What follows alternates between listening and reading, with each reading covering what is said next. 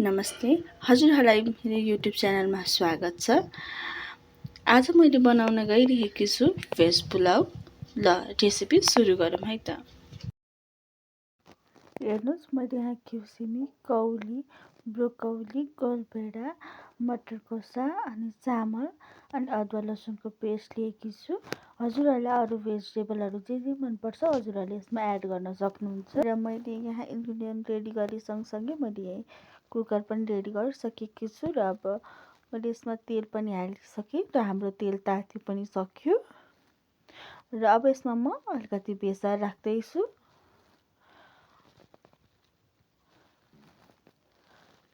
र अब म यसमा गोलभेडालाई पनि राख्छु। र हेर्नुहोस्, मैले यहाँ गोलभेडा पनि राखेँ।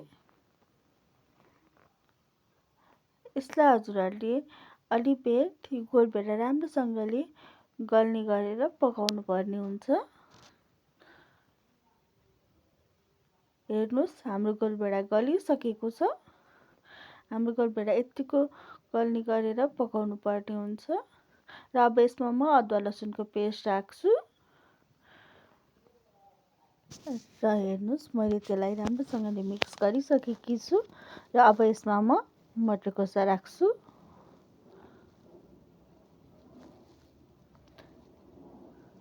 र अनि मटर कोसा राखे सँगसँगै म यसलाई एकछिन मजाले चलाउँछु।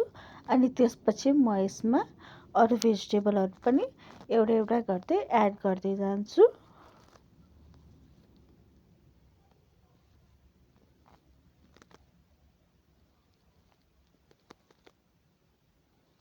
अब यसमा म क्युसिमी एड गरिदिन्छु।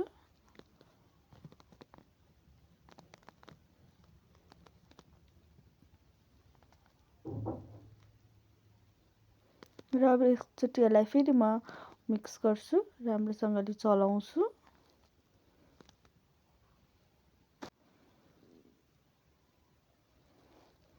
हेर्नुहोस्, मैले राम्रोसँगले मिक्स गरिसकेकी छु।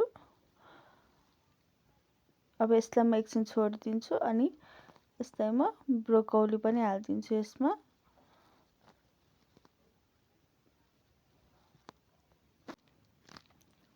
मैले यसमा ब्रोकौली पनि सबै एड गरिदिइसकेकी छु।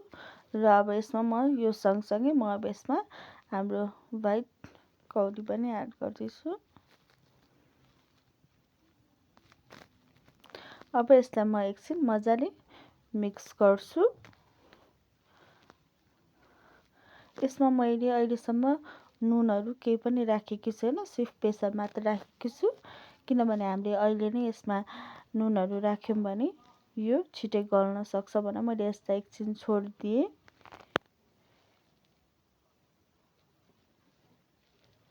र अब यसमा चाहिँ म नुनहरू हाल्न जाँदैछु।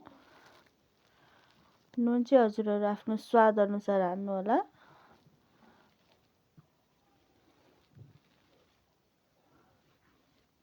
यसमा मैले जिराको धुलो पनि हालेकी छु।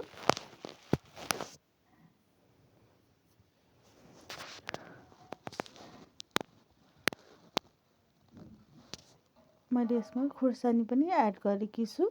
मैले यो सबैलाई एकैचोटि नै राखेकी छु। र अब यसलाई म एकछिन मजाले चलाएर ग्यास सानो पारेर एकछिन छोडिदिन्छु।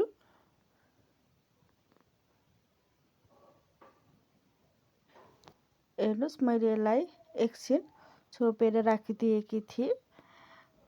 हेर्नुहोस्, यो हल्का भए पनि घटिसकेको छ र यसले पानी छोड्न थालिसकेको छ।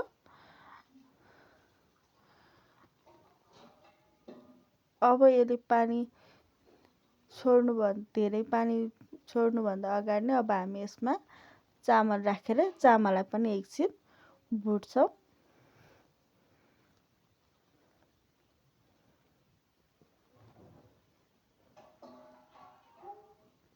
हेर्नुहोस्, मैले चामल एड गरिसकेँ र अब यसलाई म एकछिन मजाले भुट्छु।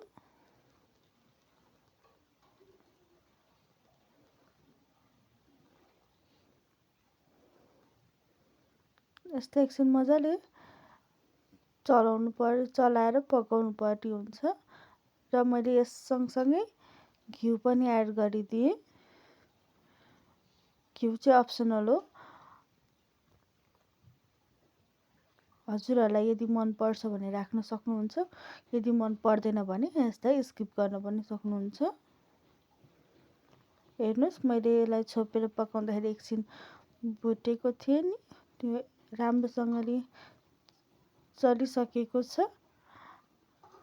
हेर्नुहोस्, यो यतिको हुनुपर्छ।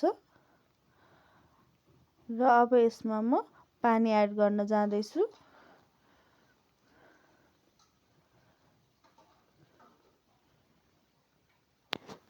हेर्नुहोस्, पानी एड गरिसकेपछि यसलाई एकछिन मजाले चलाउनु पर्ने हुन्छ। यसलाई 1 बाउल आउने गरेर चाहिँ एकछिन छड्काएर मात्र कुकरको बिर्को लगाउनु होला, नत्र फेरि यो डढ्न सक्छ। मलाई यहाँ पानी अलिक कम भएको जस्तो लाग्यो र मैले यहाँ फेरि पानी अलिकति थपिदिएकी छु।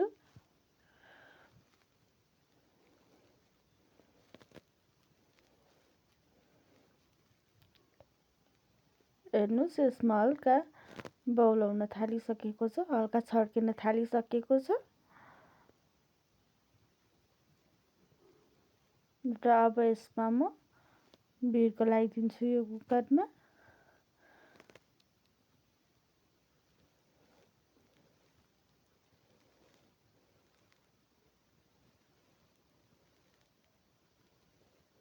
अब यसलाई म 3-4 सिटी आउने गरेर पकाउँछु।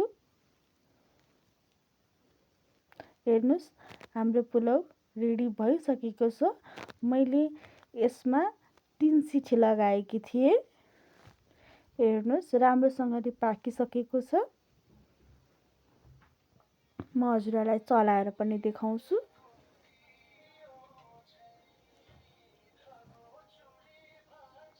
र मैले यसमा अलिकति धनिया पनि राखिदिएँ। हेर्नुहोस्, हाम्रो भेज पुलाउ रेडी भइसकेको छ। हेर्नुहोस्, कस्तो हेर्दा पनि कस्तो राम्रो त्यो खाम जस्तो लागेको छ। हजुरहरूलाई यो भिडियो कस्तो लाग्यो लाइक, शेयर र सब्स्क्राइब गरिदिनु होला। Thank you for watching.